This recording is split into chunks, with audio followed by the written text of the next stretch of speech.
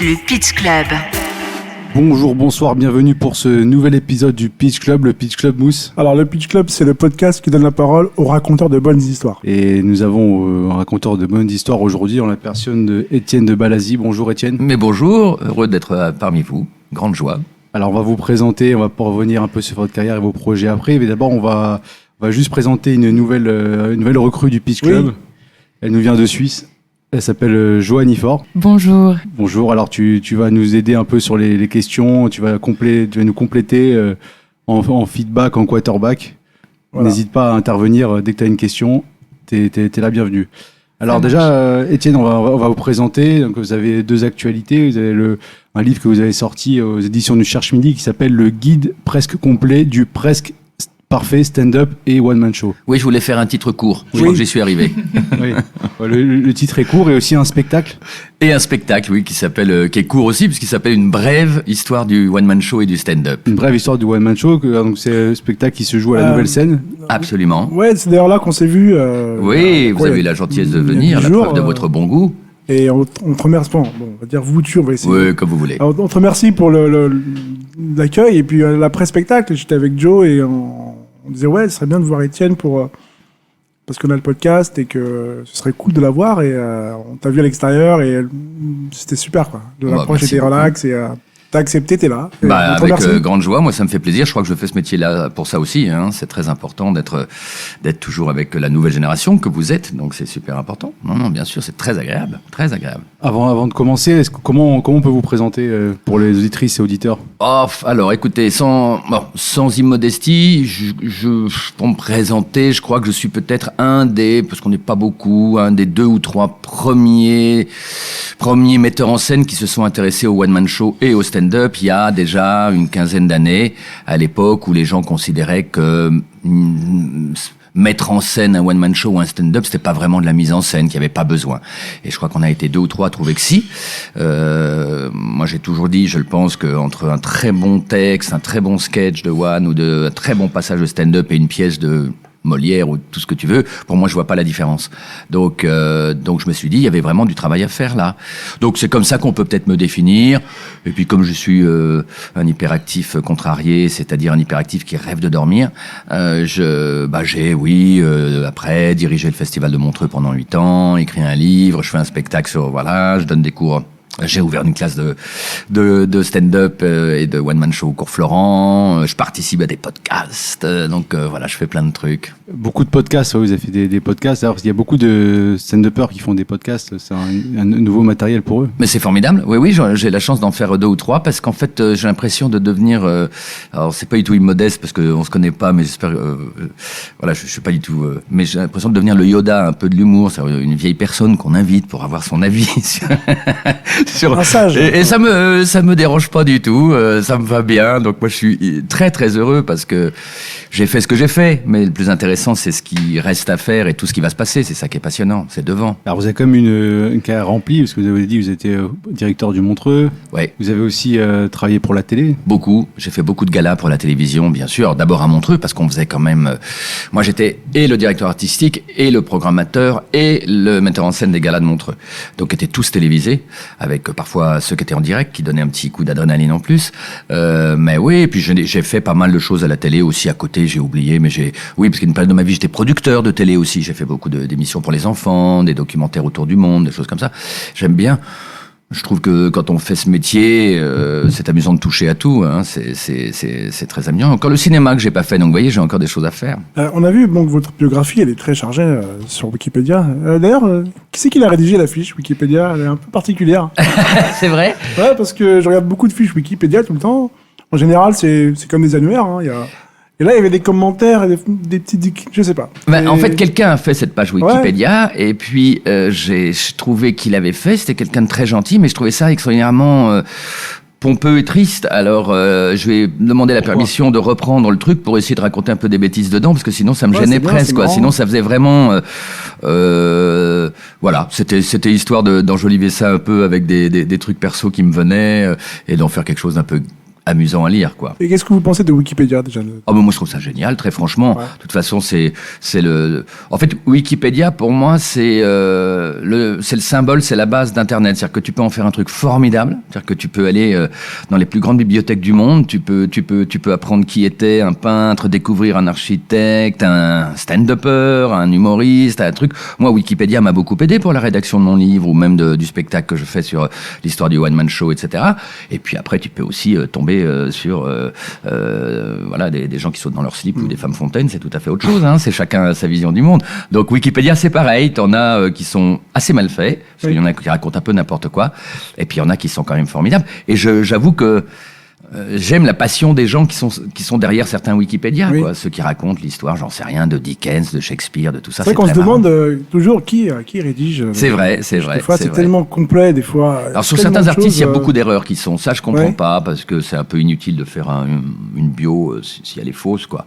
Mais non, moi je trouve ça vraiment passionnant. C'est un voyage à chaque fois que tu vas sur Internet, je trouve. Et je voulais savoir, est-ce que vous avez toujours voulu faire de la comédie, travailler là-dedans, ou vous avez une autre vie avant Ah non, depuis tout petit. En fait, depuis tout petit, très franchement, je voulais faire. Moi, j'ai commencé par faire de la musique classique, donc j'ai eu une enfance et une adolescence très spéciale, quasiment autiste, parce que moi, ma vie, même d'ado au lycée, c'était d'aller 4 fois par semaine au cinéma, parce qu'à l'époque, ça coûtait 1 franc. Ouais. La cinémathèque qui était à côté de chez moi, je voyais tout et n'importe quoi, des films japonais, des films d'horreur, des films auxquels je comprenais rien, des classiques, des westerns. J'allais donc tout le temps au cinéma, j'allais au théâtre, ce qui était pas vraiment très voilà habituel chez mes copains, et je faisais de la musique classique. Donc pour eux, j'étais vraiment en décalage. L'ovni le plus complet, quoi, le geek avant l'heure, quoi. Donc je crois que j'ai toujours. Et puis moi, mes héros de mon enfance, c'était, ça allait bien sûr aujourd'hui, tout le monde regarde des séries et tout, mais c'était des héros de cinéma, et la comédie, alors c'était des gens qu'on a peut-être oubliés, mais c'était pour moi Laurel et Hardy, les Marx Brothers, W.C. Fields, et puis après des films qui sont appelés Elsa Poppins, qui étaient complètement cinglés, et puis les comédies américaines, et puis les comédies italiennes. Je vivais dans la fiction, en fait. Moi, je vivais la réalité m'intéressait pas du tout, pour dire la vérité. Ouais, les comédies des années 50, 60, tout. avec Mastroianni. Oui, Mastroianni, Ugo Tognazzi, bien sûr. Ça, c'était pour nous, enfin, pour moi, c'était des héros, quoi. C'était des gens que j'adorais. Parce que je crois que la réalité m'intéressait pas du tout, en fait. Pas du tout. Un moyen de s'échapper. Complet. Et le foot, je connaissais pas, ça m'intéressait pas. La télé, je la regardais pas, je connaissais pas. La musique, même, moi, dans la nostalgie des années 80, musique, années 70, je connais pas parce que j'écoutais pas. J'étais avec mes disques, qui étaient que des musiques de films. Enfin, en fait, je me rends compte, en me racontant que j'étais vraiment un geek, quoi. Donc, mais joyeux, un geek joyeux. J'avais pas un rat sur l'épaule et je vivais pas dans une cave, hein. Je voulais juste revenir rapidement sur les films italiens des années 50. Oui. Pour ceux qui écoutent le podcast et qui s'intéressent à la comédie, précipitez-vous sur tous ces films-là. Bien sûr. C'est beaucoup de sketchs, beaucoup de gimmicks, des vannes. C'est une langue étrangère, mais on capte tout de suite les vannes. Donc allez-y, allez voir. Il y avait même, pardon, je t'ai coupé. Non, il y avait même des films qui étaient, en fait, des films composés de 6 ou 7 petits films. Oui, c'est ça. Qui étaient des films qui étaient composés de 6 ou 7 ou 8 sketchs qui faisaient chacun 10, 15 minutes. Oui. Et qui étaient parfois d'une noirceur terrible, qui étaient très méchants. Et je m'en souviens d'un où c'est l'histoire d'un type très riche qui est dans sa Rolls et puis il voit un SDF, en fait, de l'époque, et il dit, mais c'est terrible, mais montez dans ma voiture, et puis il lui fait faire tout le tour de la ville, et il s'arrête d'hôpital en hôpital, où il connaît tout le monde quelqu'un, et puis en fait, il oublie complètement le SDF, et puis il refait le tour, puis il le repose exactement à la place où il l'a trouvé, parce que il a plus le temps de s'occuper de ça, il a d'autres choses à faire. Bon, c'était assez noir à l'époque. C'est beaucoup de la satire, ouais, il y a beaucoup oui. mais il y a un vrai humour pur, un peu populaire, un peu... Bien sûr. Qui se moque des puissants. Affreux, ça les méchants. Et même des fois, Affreux, ça les méchants, c'est... J'adore et je déteste ce film.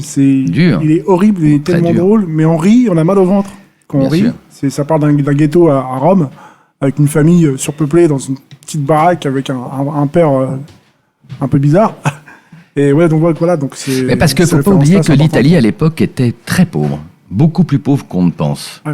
Je veux dire que votre génération, l'Italie que vous connaissez, c'est pas vraiment, mais vraiment, l'Italie jusque dans les années. En fait, L'Italie, avant que l'Europe ne se crée, était vraiment pauvre. Et il y avait vraiment une disparité entre des Italiens très riches, la Dolce Vita et tout, et des gens qui étaient vraiment très pauvres. Vraiment. Très grande misère. La grande misère dans le sud de l'Italie, en Sardaigne, en Sicile, etc. Et ce cinéma, qui était très social, qui était très socialiste, ils étaient tous plus ou moins socialistes, ils étaient engagés politiquement, les humoristes italiens, parlaient de ces gens-là, tu as raison, ils se moquaient du coup du pouvoir et de la mafia, et de cette société qui était complètement gangrénée, où le pauvre, en fait, n'avait pas de chance de s'en sortir. Même au niveau des techniques de réalisation, au niveau de la confection des sketchs, pour des humoristes d'aujourd'hui, c'est très important de voir ça, parce que c'est une école. Et pourquoi ces films n'ont pas vieilli, d'ailleurs ? Oui, je pense que l'humour est intemporel, surtout que cet humour italien, je reprends ce que tu as dit, c'est le petit qui se moque du gros. Alors moi, c'est ma grande marotte. Je crois que l'humour marche lorsque ce sont les petits, les minorités, les gens qui sont faibles, qui se moquent des gros, ça fonctionne. Et quand c'est l'inverse, quand c'est un groupe ou un pouvoir ou une religion ou j'en sais rien, qui se moque des petites gens, ça, pour moi, c'est pas de l'humour du tout. C'est une façon de discréditer un groupe social, j'en sais rien, une culture, on connaît ça, quoi, si tu veux. C'est les attaques. C'est les attaques, voilà, ça c'est pas drôle. Et je crois que le cinéma italien, il marche encore parce que c'était ça. Mais Chaplin, c'est ça. Chaplin, c'est le petit pauvre, qui a vraiment des trous à ses chaussures, qui a pas de quoi bouffer, et qui s'en sort face à la machine, à l'usine, au patron, aux riches, etc. Il s'en sort. Mais c'est pour ça qu'on l'adorait, je crois que les gens l'adoraient, parce qu'ils se sentaient, Chaplin, face à tous les problèmes qu'on a tous, bien sûr. Il y a toujours quelqu'un de plus riche, de plus grand, de plus fort que nous. Et Chaplin avait ce truc en plus au niveau de la poésie, c'est-à-dire que il amenait, au-delà du rire, un rire un peu mélancolique, un rire triste.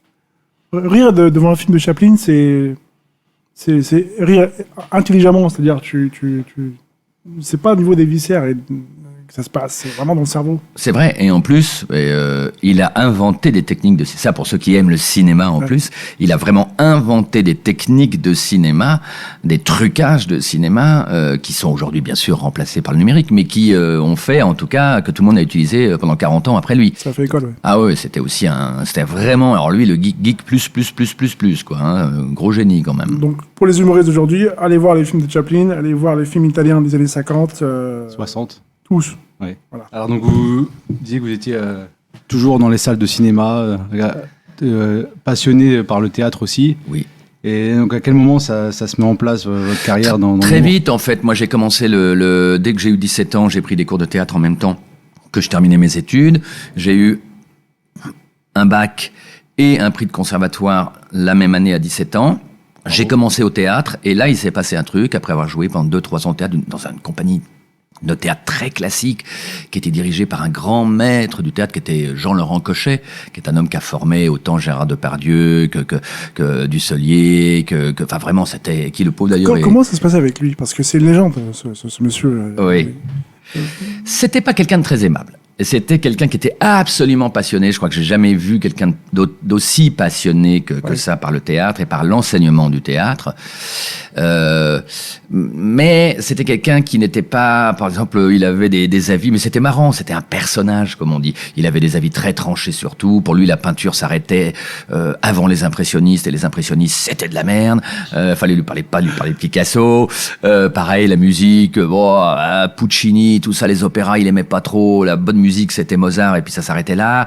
Il était quand même... Mais bon, après, c'était un puits de science théâtrale. Je crois qu'il nous a il nous a appris des choses dont moi je me sers encore aujourd'hui, des techniques de base qui sont la respiration, la façon de se tenir en scène et l'écoute de l'autre, vraiment voilà, et puis aussi des questions qu'on se pose sur ce qu'on est en train de faire, est-ce que c'est vraiment utile de le faire, d'être sincère avec soi. Après, bon, et ce qui m'est arrivé, c'est j'ai joué avec lui au théâtre, dans une compagnie, et au bout de 3 ans, pour rien vous cacher, un dimanche, à 15h, j'étais en petit collant moulant, en train de jouer une pièce de Musset, et il y a eu un truc dans ma tête, je me suis dit, mais qu'est-ce que je fais là ? D'abord, je vous avoue, je ne comprenais pas tellement la pièce de Musset, ce que ça racontait, je comprenais rien aux sentiments de ces gens-là. Pour moi, les sentiments étaient obsolètes, quoi, anciens. Dans la salle, il y avait vraiment des gens très âgés. Et je me suis dit, c'est pas pour moi. Donc j'ai arrêté et je me suis dit, moi, je peux pas attendre aussi qu'on m'appelle. Je suis pas quelqu'un qui attend qu'on l'appelle. Donc je me suis dit, toute ma vie de comédien, ça va être ça. On va attendre qu'on m'appelle. Je vais attendre qu'on m'appelle. Si on m'appelle pas, il se passera rien. Alors j'ai complètement changé.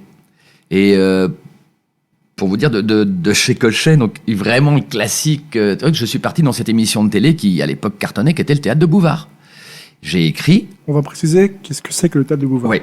Donc, tu veux en parler? Ben oui, écoute, à l'époque, parce que ça remonte au moins 20 ans, 25 ans, sur les chaînes de télé, il n'y en avait pas beaucoup. Il y avait 2 émissions de télé qui cartonnaient. Sur la 3, tu avais La Classe. Et sur France 2, tu avais le Théâtre de Bouvard. Et il y avait quand même, donc ça veut dire tous les jours, une demi-heure d'humour sur une chaîne, une demi-heure d'humour sur l'autre. Ce qui est aujourd'hui quand même impensable. Ça n'existe pas. Ça n'existe pas. Et de ces émissions quotidiennes sortaient des très mauvais sketchs et de très bons sketchs, parce qu'il fallait écrire une demi-heure tous les jours. Mais c'est là que sont nés autant tous les humoristes, on va dire de l'ancienne génération, mais de la mienne en tout cas. C'est là que sont nés autant Pierre Palmade que Jean-Marie Bigard, que Les Inconnus, que Muriel Robin. Je vais en oublier plein et je m'excuse auprès d'elle et d'eux. Mais c'était énorme, quoi. Le concept de l'émission à l'époque, c'était que vous étiez une troupe. Oui. Il fallait concevoir des shows. Oui. Enfin, il fallait écrire des sketchs. C'était une auberge espagnole. Tu arrivais tous les matins avec des sketchs. Philippe Bouvard était là. Il disait oui, non, non, oui, oui, non, non, oui. Tu avais des artistes qui écrivaient pour eux. Et puis, ce que peu de gens savent, c'est qu'il y avait un petit groupe d'auteurs, dont Laurent Baffy.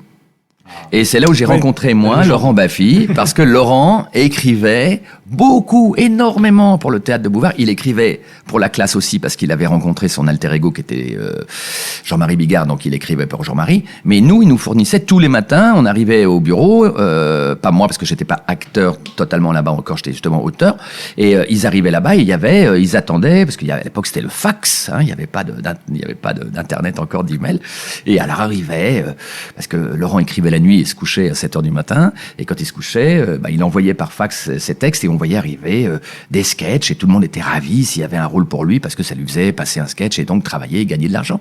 Et Laurent a écrit, je pense, à lui seul, un tiers, il écrivait au moins 4 sketchs par jour. 4 sketchs par jour. Oui, alors il y en a qui n'étaient pas pris, mais il écrivait toute la nuit, il travaillait toute la nuit. Et moi, j'ai écrit aussi avec lui, on s'est rencontrés, ça a donné lieu ensuite à une émission de télé qu'on a fait ensemble à Canal+, qui s'appelait Baffy vérifie la pub, et on s'est bien marré. Mais voilà. On va revenir sur cette émission. Moi, j'ai 43 ans, donc je connais cette émission, je la regardais, et j'étais totalement... Je comprenais pas ce qui se passait, parce que...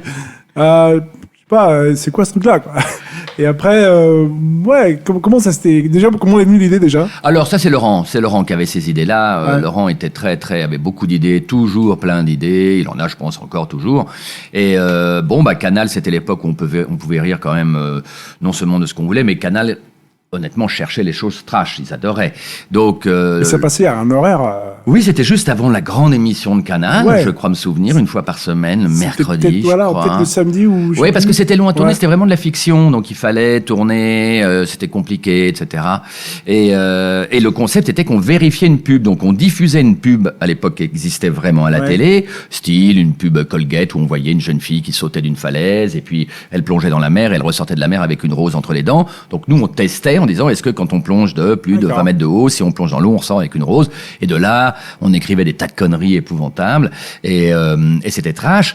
Et je me souviens à l'époque, Alain de Greff, qui était le patron des programmes de Canal, qui était venu nous dire en disant, les amis, on est ravis, on est heureux, on a reçu 6 sacs de courriers d'insultes, c'est top, c'est formidable, parce qu'à Canal, à l'époque, plus tu recevais des lettres d'insultes, il n'y avait pas Twitter, il n'y avait pas tout ça, mais c'était en fait le Twitter de l'époque, c'était simplement un papier avec un timbre, et des gens qui écrivaient des mots sur une feuille, et on se faisait insulter. Pour Alain de Greff, on va rappeler qui c'est quand même. Ceux directeur des programmes. C'est un des plus grands, pour moi, programmateurs de l'histoire de la télévision. C'est-à-dire que c'est quelqu'un qui avait beaucoup d'intelligence, de liberté de ton mental. C'est-à-dire moi, je l'ai pas connu. Mais tout ce qu'il a diffusé, les nuls, les programmes de Canal, en direct, en clair, cette liberté qu'il donnait, là. C'était l'inventeur des nuls. C'est même lui qui a inventé les nuls. C'est-à-dire qu'il est allé chercher Chantal Lobby, qui était à France 3 Nice, je crois. Il connaissait Dominique Farrugia d'ailleurs. Il avait vu Alain Chabat encore ailleurs. Et il les a mis ensemble. Et j'oublie bien sûr. Dom Farrugia. Non, quatrième. Donc c'est pas gentil de ma part d'oublier le pauvre qui est décédé. Oui, et Bruno Carrette, et il les a mis ensemble et il leur a dit, vous allez créer une troupe. Et ça, il a vraiment créé les nuls, quoi. Il avait des fulgurances Et il venait pas de ce métier. Il avait été avant antiquaire, il avait fait des choses différentes, il a travaillé dans le rock, mais il venait pas du métier de la télé. Donc, et de toute façon, personne à Canal ne venait de la télé. Les gens venaient, c'était une chaîne qui se créait, donc tout était nouveau, tout était possible. Ça se pétait la gueule, ça marchait. En tout cas, ils essayaient. Joanie? J'aimerais bien revenir sur votre émission Trash que je ne connais pas et j'aimerais justement avoir un exemple de pub, ce qui avait pu être très trash. Ben, alors d'abord, elle se voit, je crois qu'il y a encore des fans, je crois que ça se voit encore sur YouTube, on peut regarder BVP, ça se regarde encore. C'était très trash, c'est qu'à l'époque, le langage de Laurent était quand même assez fleuri, hein, donc nos dialogues étaient à base de vomi, de sexe.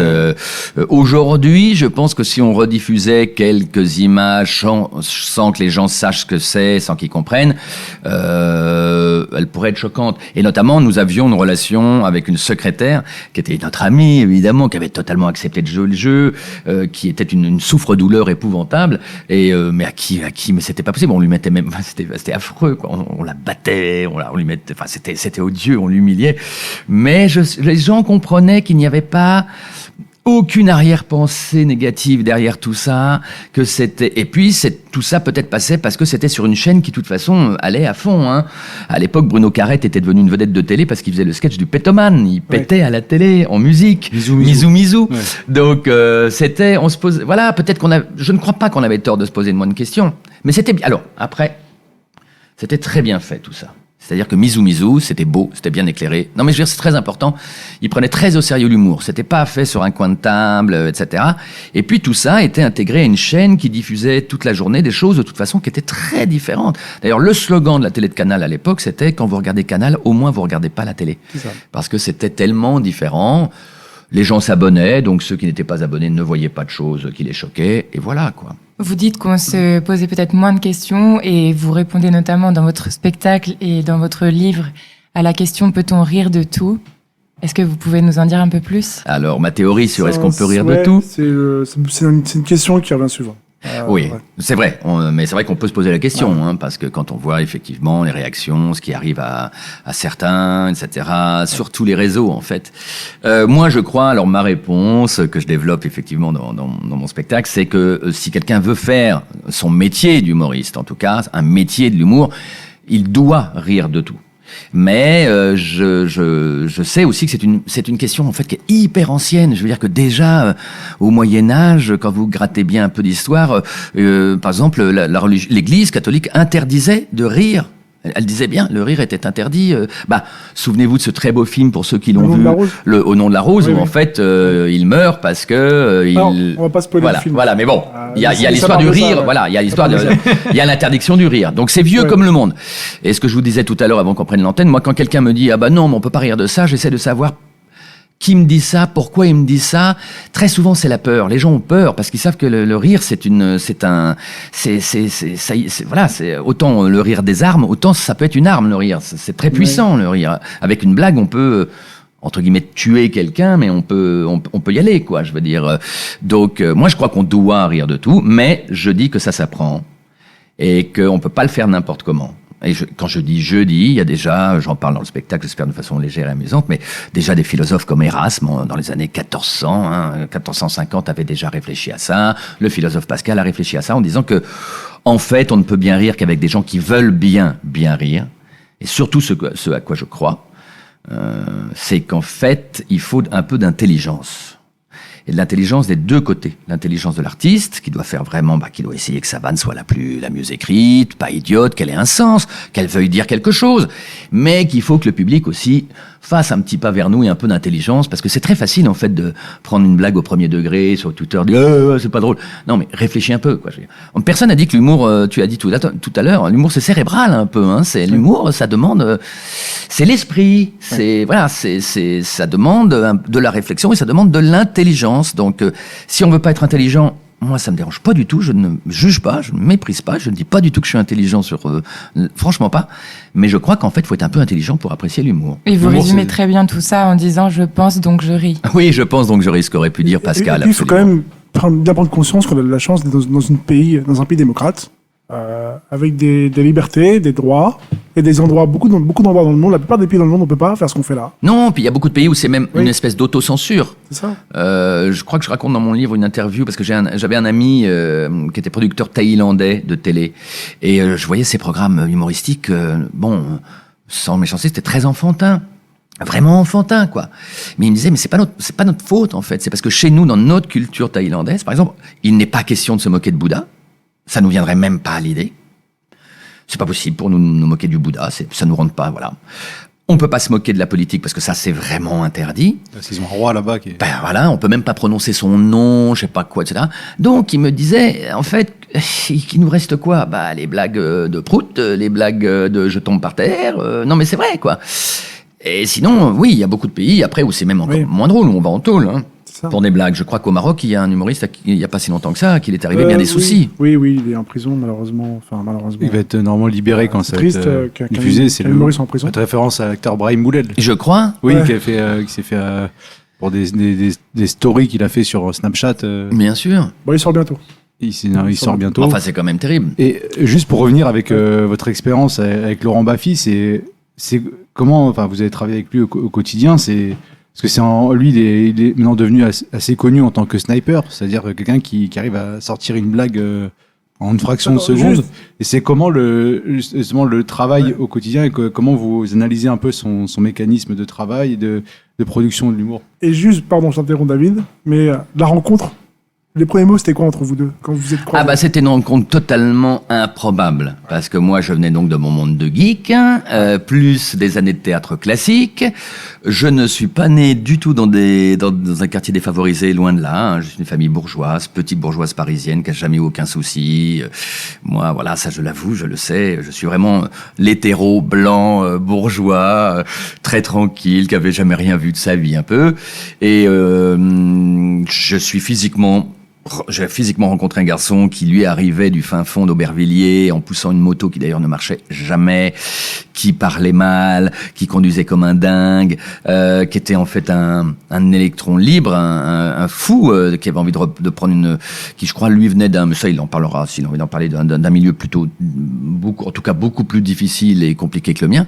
Donc en fait on devait absolument rien avoir en commun et malgré ça on est tombés très amis parce qu'on a travaillé très longtemps ensemble et je crois que justement peut-être que le monde que je représentais l'amusait terriblement, moi celui aussi qu'il représentait, mais surtout son talent me fascinait. Et puis voilà, les personnages se sont. Alors après, on n'écrivait pas de la même façon, on n'avait pas du tout. Mais justement, c'était intéressant. Il aime bien la contradiction, Laurent.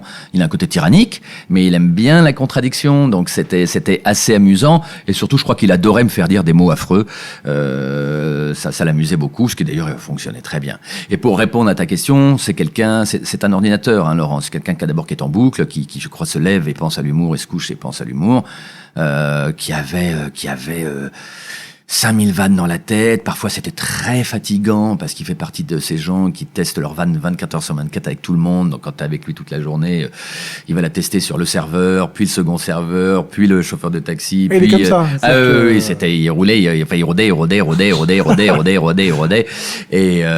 Et voilà. Mais c'est une vraie machine, en fait. C'était une vraie machine. Et quand il faisait le sniper, c'était des blagues qu'il avait en tête. Et il savait, en fait, c'est comme s'il avait eu vraiment un ordinateur, une liste, et il savait à quel moment placer cette vanne, quoi. Mais le cerveau, c'est un muscle qu'il faut travailler. Donc lui, peut-être du fait qu'il est justement tout le temps à réfléchir à des vannes, finalement, ça devient plus facile pour lui de Peut-être, c'est ce que dit Christine Bérou, qui a écrit aussi un super bouquin, vraiment vachement chouette sur l'écriture. Et Christine me disait qu'elle, par exemple, elle était venue en masterclass il y a un an, avant le confinement, devant des élèves du cours Florent, pour témoigner, tout ça. Ils étaient passionnés. Et elle disait que tous les jours, par exemple, elle se force à écrire 25 vannes. Même si elle ne va pas s'en servir, c'est un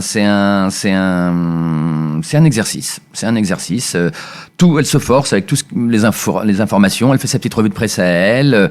Voilà. Elle se force tous les jours, en fait, à voir la vie dans un axe humoristique. C'est un peu ce que font les musiciens, d'ailleurs. Ils font leur gamme tous les jours. C'est à peu près pareil. Tu as tout à fait raison, bien sûr. La musique chez toi, elle est... Parce que j'ai vu ton spectacle, c'est très musical en fait. C'est comme un chant d'une heure. Ouais. Tu l'as travaillé comme ça, c'est-à-dire Ah écoute, ça c'est très gentil ce que tu me dis. Oui, d'abord c'est un spectacle qui est en devenir, qui est en train de se créer. Et en fait, bon, je cite beaucoup de gens, beaucoup de choses, peut-être un peu trop, mais je suis un grand bavard, comme vous pouvez vous en rendre compte. Donc, Nous, ça nous va. voilà. Et alors, j'avais la possibilité de mettre des images. Et puis, je me suis dit, oh non, mais là, on va rentrer dans le truc, ou quand je parle d'un tel, on met le visage d'un tel. Je me suis dit, ça, c'est affreusement triste, c'est nul. Je voudrais, voilà, ça me plaît pas. Mais je voudrais arriver à créer un spectacle vivant sur scène, mais comme comme un film ou comme une émission de radio. J'adore utiliser. En plus, je fais beaucoup de radio, moi, de mon côté. Oui. J'adore ça. Et donc, voilà, c'est vrai que j'utilise beaucoup d'extraits. Comme ça, on entend des extraits de sketch, on entend des musiques qui, je pense, ont des rapports avec des choses. Voilà, j'essaye de développer ça pour que ce soit un spectacle ludique où, mais au lieu qu'il y ait des images, eh ben, il y a du son. Et ça, c'est peut-être pas très fait, mais je crois que le son parle beaucoup au cerveau. Oui, non. Et puis le message, il passe bien. Et puis, il y a beaucoup d'informations quand je suis allé le voir, notamment avec cette histoire avec Sarah Bernard. Ah, oui. Est-ce que tu veux en parler? Tu peux dévoiler un peu disons que comme je raconte l'histoire du one-man show, j'essaye de savoir qui a inventé le one-man show. Et donc j'émets une hypothèse, c'est une hypothèse, mais qui est peut-être pas totalement fausse, puisque on raconte que Sarah Bernard, donc comédienne des années 1880, mais qui était une star mondiale. C'était étonnant de penser que dans ces années-là, vraiment... C'était la première star de l'histoire. Hein. C'est sans doute la première grande star. Vraiment, tout le monde la connaissait. En Russie, au Japon, en Chine, tout le monde connaissait. Une pop star. Et je crois qu'elle adorait ça, d'ailleurs. Ouais. Et elle était allée jouer aux États-Unis. Et comme elle s'était retrouvée à jouer dans des saloons, vraiment, devant des cow-boys qui comprenaient pas ce qu'elle jouait en français, des extraits de pièces classiques. Et vraiment, les mecs, comment t'expliquer? Du Phèdre ou... Ouais, c'est ça. Elle n'avait pas peur de bider, en tout cas. Elle n'a pas peur de justement, alors comme elle a bidé, on dit... Il y a des journalistes qui étaient là, hein, surtout, qui racontent qu'elle s'est mise à faire un truc qu'on ne faisait pas du tout au théâtre, c'est qu'elle s'est mise à parler au public. Et elle s'est mise à leur parler cette fois en anglais, et à leur parler directement en disant « Mais vous feriez bien de m'écouter, vous savez pas qui je suis, les gars ». Et puis elle a commencé à raconter un peu sa vie. Et évidemment, en fait, elle avait compris qu'en leur parlant, elle agrippait leur attention, et derrière, elle leur servait leur truc en français qu'ils écoutaient sans doute pas. Mais ils écoutaient parce qu'ils avaient envie d'entendre l'histoire suivante. Et en fait, elle avait comme ça rythmé son récital classique, on va dire. C'est comme si quelqu'un faisait un récital de musique classique, mais entrecoupé d'histoires rigolotes. Et donc, moi, j'aimais l'hypothèse qu'elle a fait quelque chose que personne n'a jamais fait. Et la presse américaine l'a écrit, les historiens américains le savent, c'est pour ça qu'elle a son étoile d'ailleurs sur Hollywood Boulevard.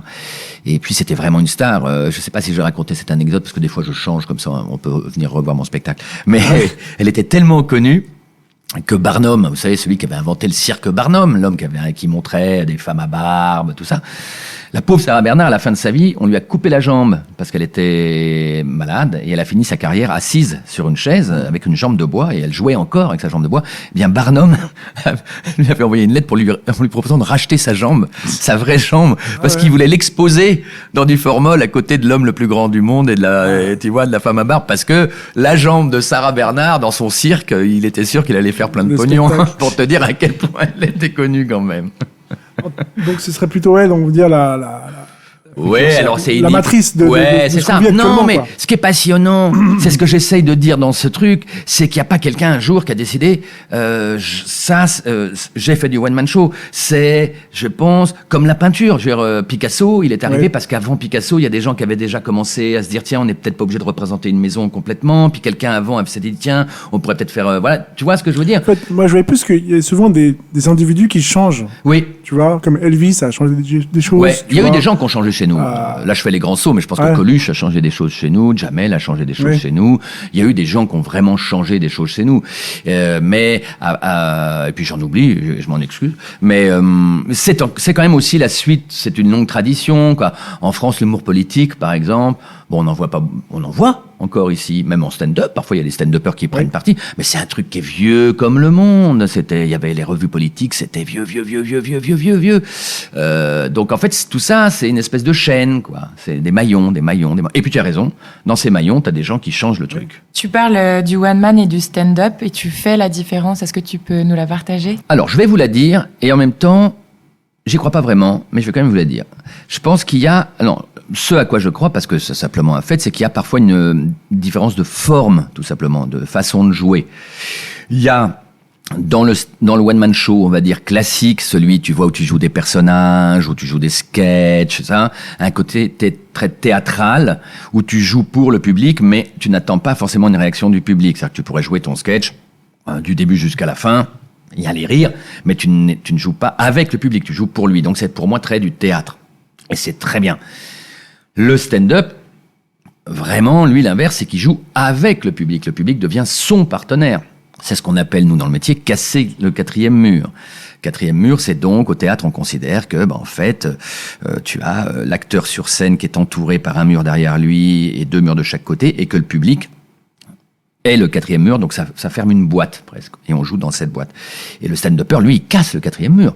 Il joue avec les spectateurs, il provoque les spectateurs, il adore que le spectateur réagisse, et il interagit avec le spectateur, il discute avec lui, il le vanne, il le survanne.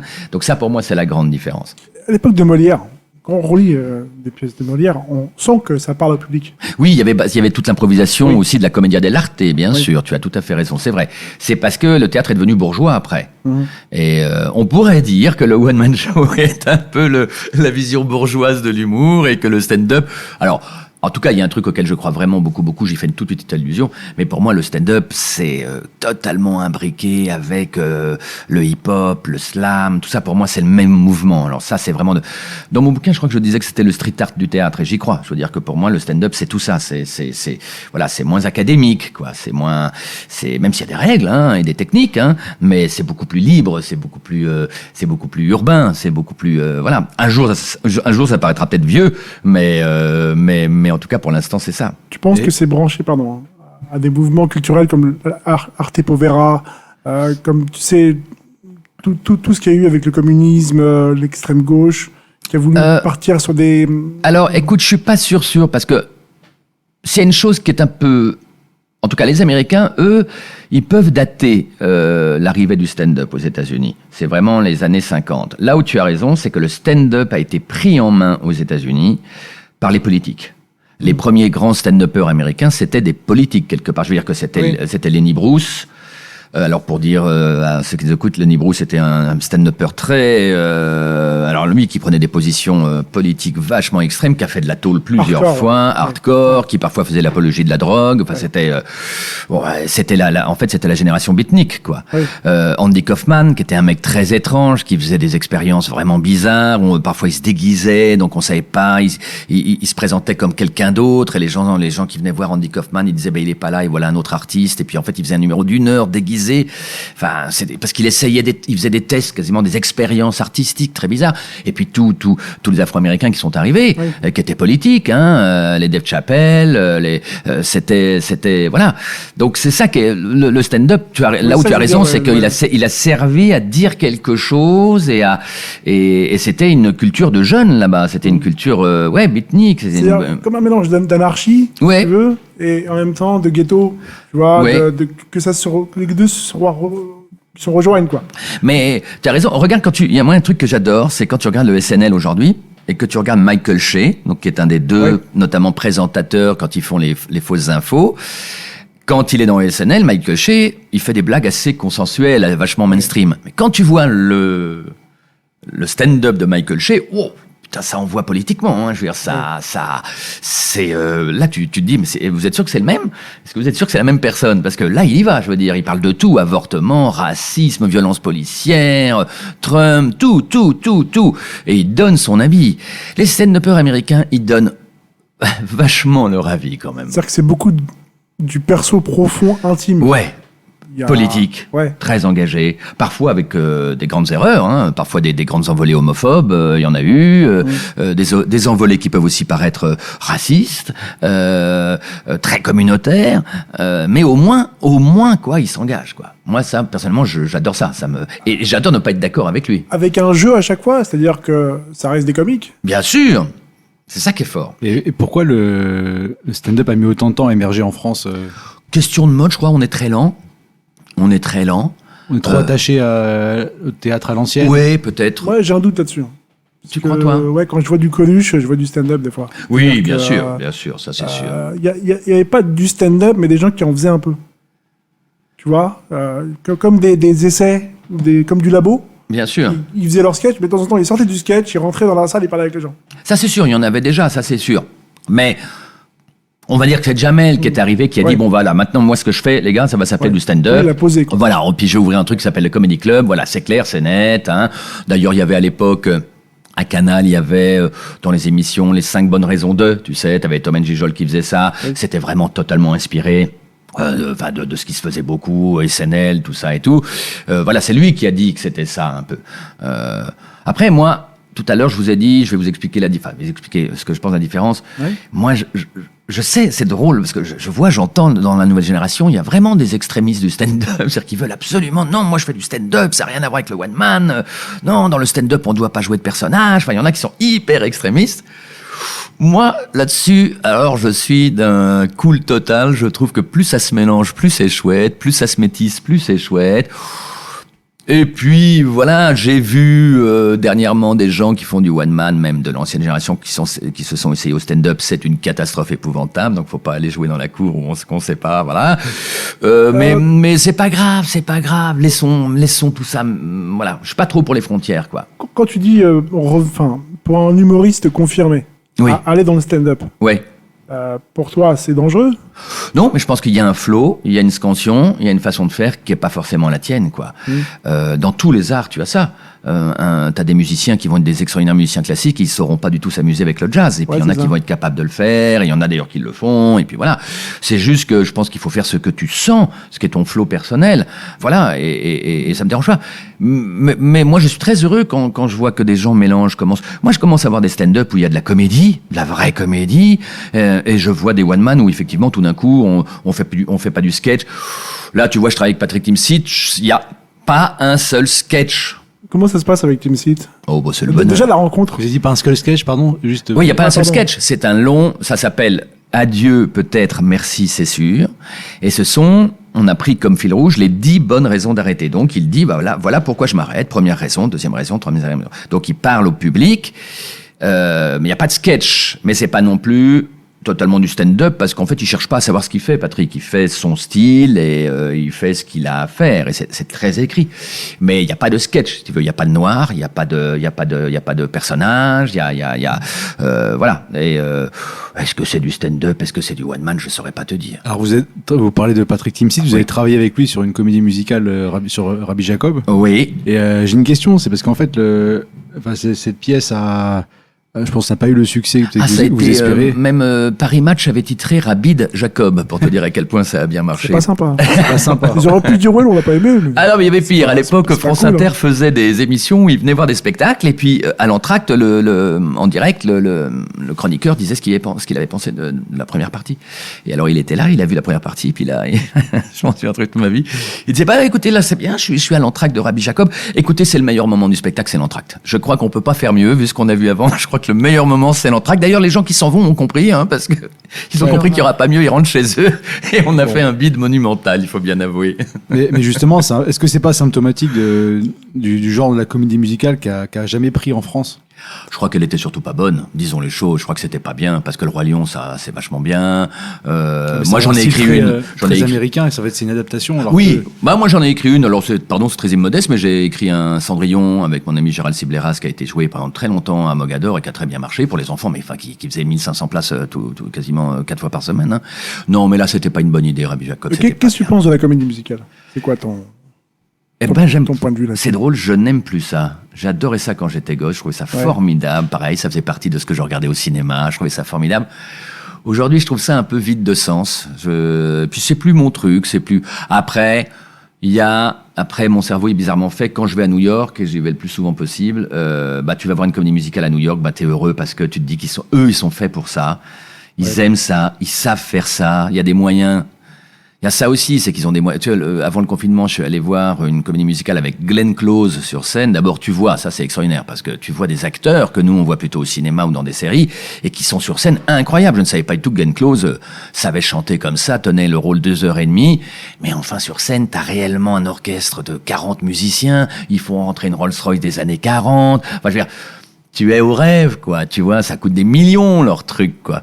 C'est un autre monde, ouais. Ouais, c'est un autre monde. Dire, en fait. Donc, et puis chez nous, t'as raison, c'est de l'adaptation. Je suis un peu moins fan, quoi. Je suis un peu moins fan. Est-ce que c'est dû au fait qu'on est trop accroché au théâtre classique et que c'est bête parce qu'au fond, saxon. je sais pas. En plus, tu sais, je crois qu'on a un peu inventé le genre parce qu'au fond, nous, on avait ce qu'on appelait l'opéra comique et puis l'opérette. Tout le monde a oublié l'opérette, mais les gens se ruaient pour aller voir des opérettes. Et Bourvil, Annie Cordy, on commençait dans des opérettes où c'était des comédiens qui chantaient, c'était des histoires un peu amusantes, qui étaient pas très, mais bon, et tout le monde trouvait ça merveilleux, on adorait ça. Mais va savoir, peut-être que, tu sais, quelqu'un va peut-être arriver. Écoute, là, il y a un très gros projet, là. J'ai vu qu'il monte Les Producteurs, qui est une comédie musicale de Mel Brooks, d'après le film génial de Mel Brooks. On va voir si c'est bien. Parce que c'est mis en scène par un très bon metteur en scène, Alexis Michalik. Et puis, il y a une très bonne... Alors, ce qui est triste, pour aller au bout du sujet, que ça marche pas trop en France, la comédie musicale, c'est qu'en fait, en revanche, on a maintenant une génération d'actrices, acteurs, chanteuses, chanteurs qui est formidable. Il y a une génération de gens qui ont 30 ans, là, et qui sont tous topissimes. Qui dansent, qui chantent, qui jouent, sont formidables. Après, je ne sais pas s'ils trouvent beaucoup de boulot. Et c'est un moyen pour eux d'exprimer de différentes manières leur art. Est-ce que c'est en France, c'est aussi compliqué de pouvoir passer d'avoir plusieurs casquettes, d'être chanteur, comédien? Oui, moi je vois ça notamment dans notre métier, pour revenir un peu à ce que... Quelqu'un comme Oldelaf, que j'aime beaucoup, donc chanteur humoristique, Oldelaf a toujours eu des problèmes parce que on lui disait toujours, mais alors attendez, vous faites quoi? Vous chantez ou vous faites des sketchs? C'était toujours pareil. C'était tout le temps pareil. Il y a toujours eu un côté où on comprend pas bien les gens qui font les deux choses.